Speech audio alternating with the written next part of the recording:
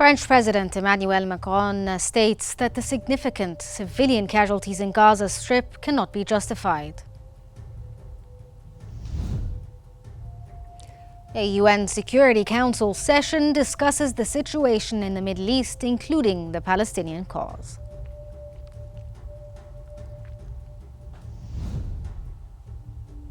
And Israel passes a law banning UNRWA from operating in the state of Palestine.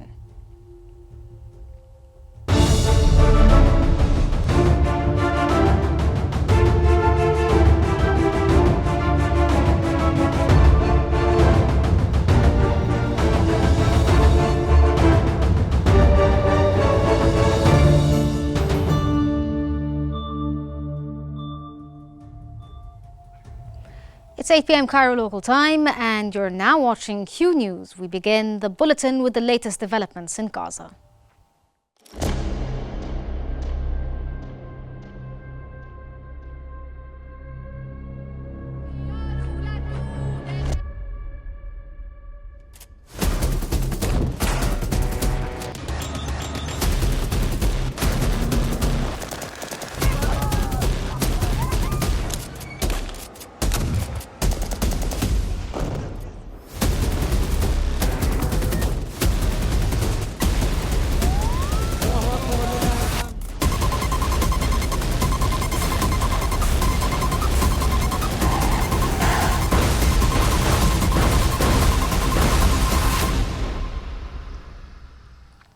The Qatari Foreign Ministry has said Qatar will work with the US President Joe Biden's administration until the last minute before the presidential election to reach a Gaza ceasefire deal.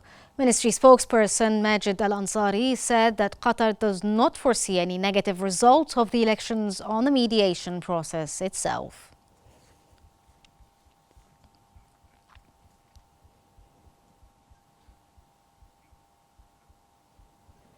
French President Emmanuel Macron has stated that the significant civilian casualties in the Gaza Strip cannot be justified and has emphasized the necessity of a ceasefire in Gaza. Macron made these remarks during a speech to the Moroccan parliament. He addressed the ongoing Israeli violence against Palestinians, saying that there is no justification for the significant civilian casualties occurring in Gaza.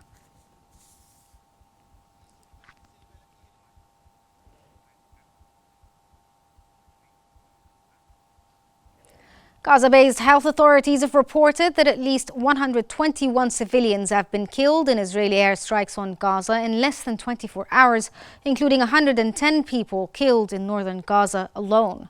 Palestinians' death toll since the start of the Israeli aggression on Gaza has surged to 43,061, with more than 101,200 individuals wounded.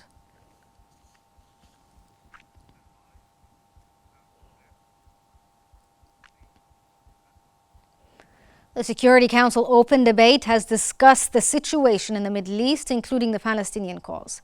The council, chaired by Federal Councillor Ignacio Casillas, head of Switzerland's Federal Department of Foreign Affairs, and briefed by Special Coordinator for the Middle East Peace Process, Tor Wensland, discussed the rapid escalation in the Middle East, including Israel's ban on UNRWA. Taken by Hamas during its brutal terrorist assault against Israel.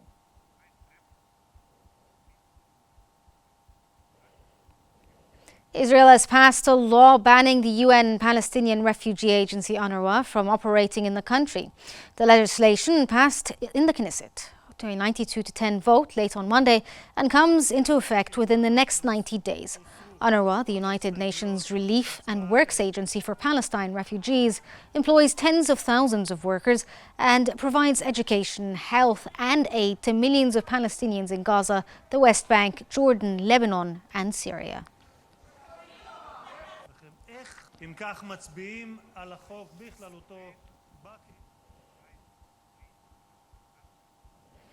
UNRWA spokesperson in Gaza, Adnan Abu Hasna, has said that Israel's decision to ban UNRWA operations will have dangerous consequences on the agency's work in the West Bank, Gaza and Jerusalem. Hasna said that UNRWA is almost the only body in Gaza that carries out extensive humanitarian and relief operations, including in schools and in clinics. He added that the agency forms a lifeline. UNRWA directly employs 30,000 Palestinians across the region and serves the needs of 5.9 million refugee descendants in the Gaza Strip, West Bank, and in the vast camps in neighboring Arab countries.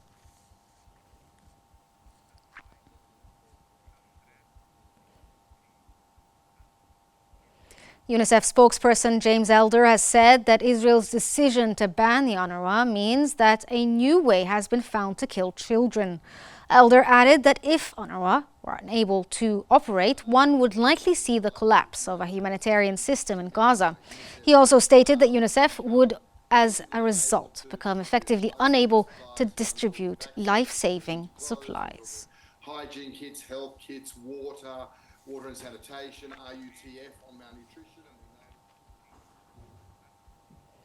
Israel has banned UNRWA from operating in its territories, worsening the humanitarian crisis as Gaza faces military operations, leaving many trapped and lacking essential resources like food and medical care. 92 בעד, 10 נגד. אני קובע כי הצעת החוק התקבלה בקריאה השלישית ותיכנס לספר החוקים. Israel has announced a ban on the UN Relief and Works Agency for Palestine Refugees, UNRWA, from operating within its borders, a decision poised to worsen an already critical humanitarian situation. UNRWA has long served as a lifeline, providing essential aid and support to Palestinian refugees. In a decisive move, Israel's Knesset voted 92-10 to bar the agency from conducting any activities or offering services in Israel, East Jerusalem, Gaza and the West Bank, with the ban set to take effect in 90 days. Despite pressure from the US and other international bodies to allow UNRWA's continued operations, Israeli lawmakers labeled the agency a terror group, effectively prohibiting all direct interaction with Israeli state entities. Meanwhile, reports indicate that approximately 100,000 residents remain trapped in northern Gaza amid intensified Israeli military operations. Though the Israeli military has urged civilians to evacuate to southern Gaza, many are unable to flee due to heavy bombardment and the widespread destruction of infrastructure. The humanitarian situation in Gaza is deteriorating rapidly, with international leaders and organizations raising alarm over the escalating casualties and the lack of access to essential resources, including food, water, and medical care. Israel's decision to ban UNRWA defies international calls to sustain humanitarian support and raises concerns over the growing impact on humanitarian efforts in the region. For more analysis, we now move to Rana Al-Assas in our newsroom. Rana, to you. Thank you so much, Riham, and we move for further analysis on the current situation in Gaza after the Israeli overnight attacks and today's UN Security Council session. We're joined from Ramallah by researcher Dr. Ashraf Akka. Welcome to Qnews, sir. Welcome to you. Sir, what impact do you believe the recent Knesset legislation against UNRWA will have on the education, healthcare and social services available to Palestinian refugees?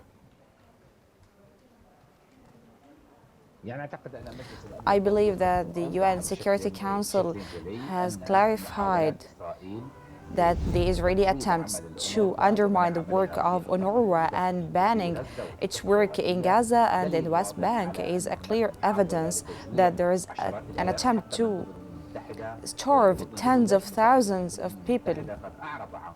Even the representative of the United States in the United Nations expressed his concerns, and he said that there are aids that should be delivered to the residents and they are in great danger.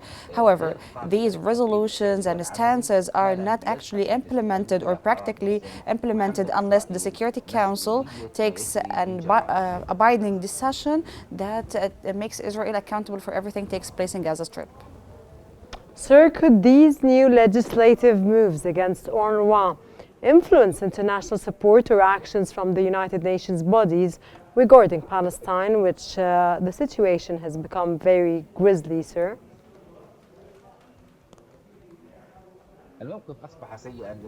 The situation is really bad, and there are international efforts and attempts that are countering the Israeli policies that can take stances in case everybody agreed on them, and in case there are Arab international movement against Israel, because the situation is very bad and there is starvation or famine inside Gaza Strip. It's beyond being catastrophic. There is collective death by the siege and the banning of aids.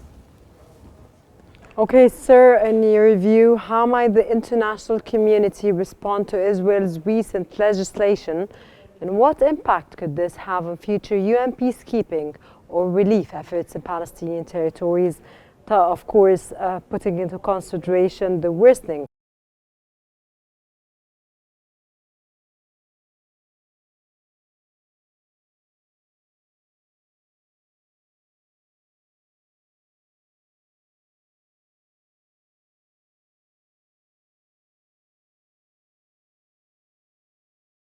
talk? Provided it has no alternative at this point, especially that the health institutions and relief institutions are totally destroyed in Gaza Strip. There should be pressure on Israel. Even the American representative admitted this today in the meetings of the General Assembly and of the Security Council, that Israel does not fulfill its commitments and they do not allow the access to humanitarian aids. People should be saved, especially that Israel is violating its commitments, given that it's a member in the United States. Sir, how is today's UN Security Council session expected to address the ongoing situation in Palestine, especially considering recent escalations?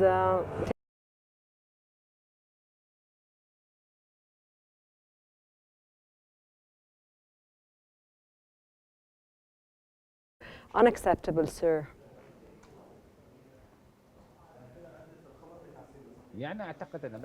I believe that the Security Council is unable because of the international division, and it's due to the lack of ability to take an international decision that makes Israel accountable for its actions. This is due to the division in the whole world and the competition between Russia, China, and the United States, and the permanent member states in the Security Council that are still disagreeing on many international security issues, and these issues has to be tackled with dialogue away from the war. That's why Gaza is in the middle of this competition. Sir, finally, how will we reach a ceasefire as soon as possible? Because what's happening is unprecedented and cannot continue. There is an Egyptian initiative and Arab efforts to reach a ceasefire. There are mediation and negotiations taking place currently, but these mediations and efforts should find a way to make Israel committed and bind Israel to implement these resolutions under the item number 7. But Netanyahu does not care about any diplomatic or political efforts. He's just conducting maneuvers to gain time until the end of the American elections. Unfortunately, sir. And what do you think is going to take place after the U.S. elections? Do you think anything will come up? Okay, that was yeah.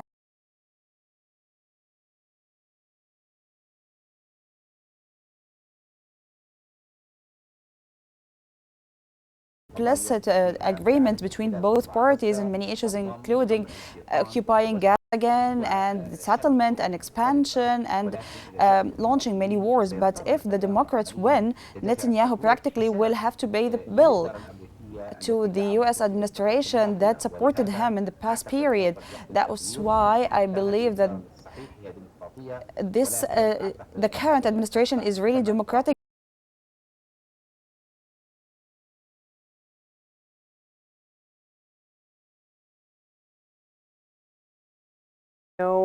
The answers to all the questions after the United States' new president is either Donald Trump or Kamala Harris.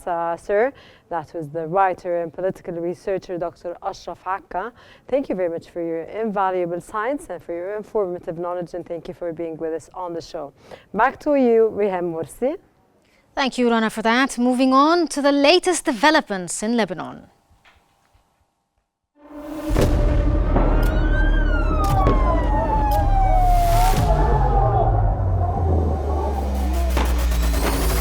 المستهدفين هن مدنيين. الوضع شيء مرعب، شيء بخوف.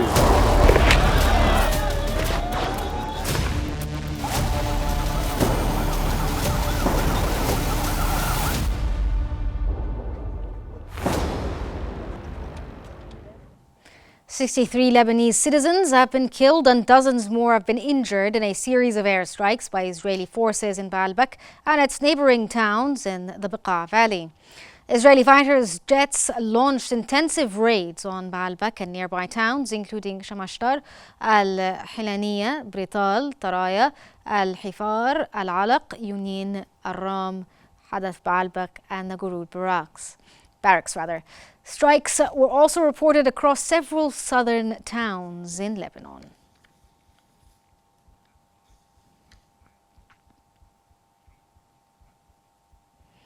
British Prime Minister Keir Starmer has welcomed Lebanese Prime Minister Najib Mikati to Downing Street.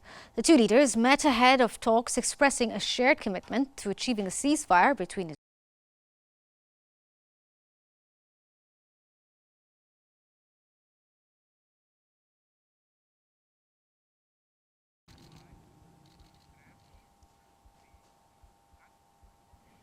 A Hezbollah rocket barrage fired from Lebanon has struck a neighborhood in the northern Israel, killing one person and damaging houses.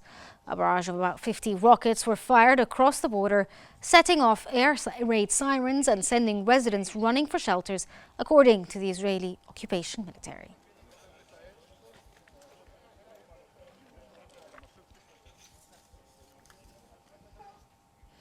Plumes of smoke have risen from Lebanon's Marjayoun as Israeli airstrikes targeted outskirts of the village of Qiyam near the Israeli border. UN peacekeepers in southern Lebanon, known as UNIFIL, patrolled the area in Marjayoun and amid the strikes near Qiyam. Several UNIFIL observation posts have come under fire in recent weeks, sparking international condemnation.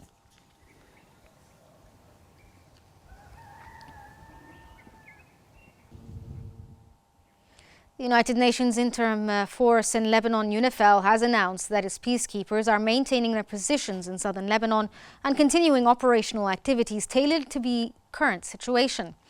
In a statement shared on a social media platform X,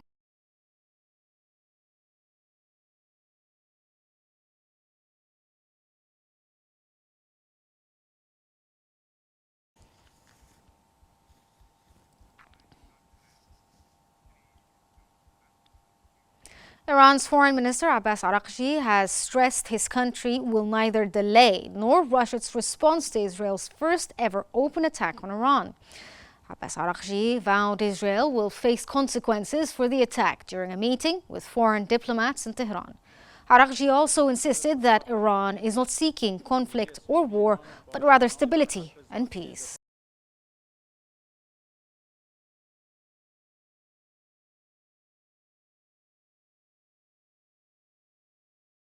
Baghai has said that his country would give a decisive response to Israel's recent strike using all available tools. Baghai said the nature of the response will depend on the type of Israeli attack that occurred. Baghai also expressed that Iran welcomes the ceasefire agreement reached by the parties involved in the regional conflict, but emphasized that this is contingent upon halting Israel's action against the Gaza Strip and Lebanon.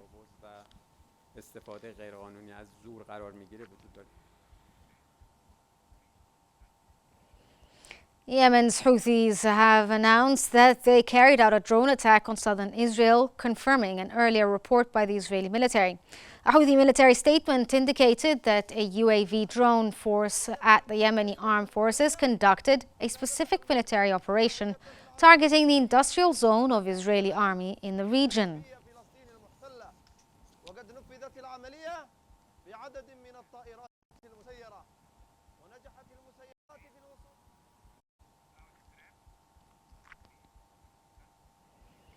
For more developments in Africa, we move to Hala Al-Hamalawi in our newsroom. To you, Hala. Thank you very much, Riham. And now we move to the latest developments in the African continent.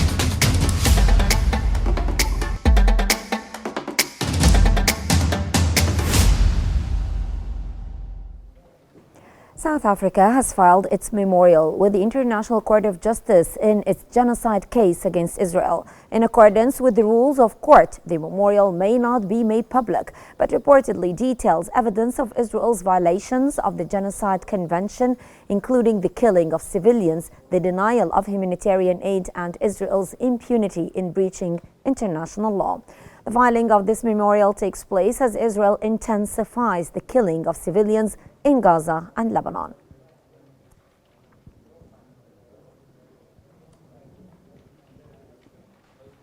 Morocco and France have signed investment agreements worth 10 billion euros aimed at strengthening their partnership in various fields such as defense, security, immigration, renewable energy and education. This was during a ceremony chaired by King Mohammed VI and President Emmanuel Macron in Morocco. The agreements include the participation of French companies like Alstom in expanding the high-speed rail line between Tangier and Marrakesh, and a deal with Total Energies in the field of green hydrogen, enhancing Morocco's position in the renewable energy market. These agreements are considerable, a significant step towards developing Morocco's infrastructure and economy.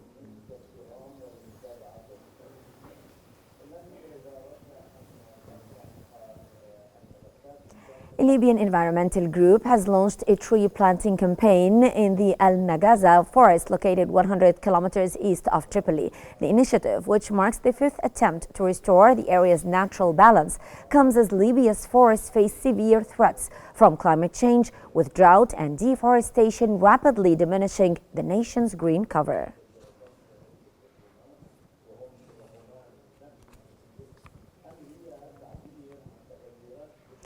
Mozambique's opposition party Podemos has filed a lawsuit seeking a recount of the recent election results. The party has appealed to the Constitutional Court for a definitive ruling on the true outcome of the election. The lawsuit follows a decisive victory for the ruling Frelimo party's candidate Daniel Chapo, who reportedly won over 70% of the vote and secured 195 out of 250 parliamentary seats.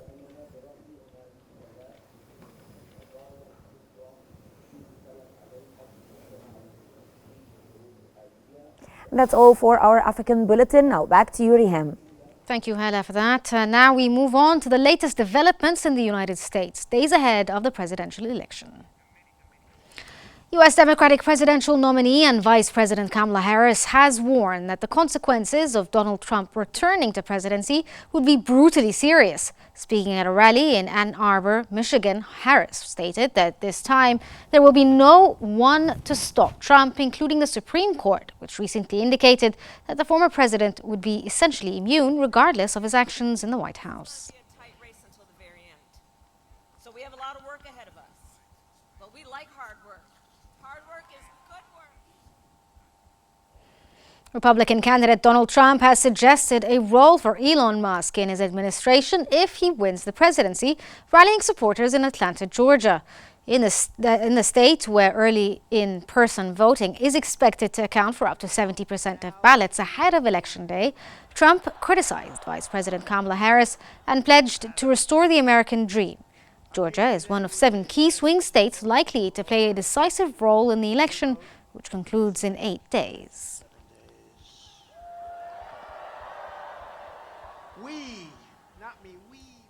Former U.S. President Barack Obama has urged voters to reject the politics of division and hatred at a rally supporting Democratic candidate Kamala Harris in Pennsylvania. Obama's remarks followed a bipartisan condemnation of comments made by a comedian at a Donald Trump rally in New York on Sunday, where Puerto Rico was referred to as a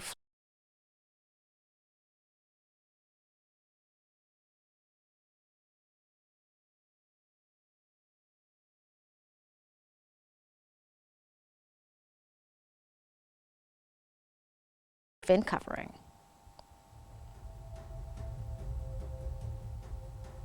French President Emmanuel Macron states that the significant civilian casualties in the Gaza Strip cannot be justified.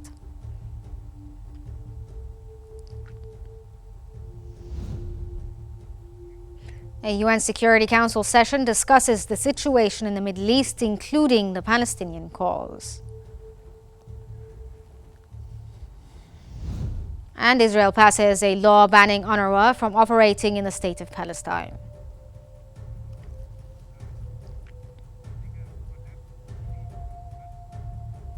This concludes our news bulletin for the hour. Don't forget to follow Q News on YouTube, Facebook, X, Instagram, and TikTok at QNewsEG to stay informed for real-time updates. Connect with us on the UMS digital platform. Watch it. Thank you for watching, and stay tuned for more updates here on Q.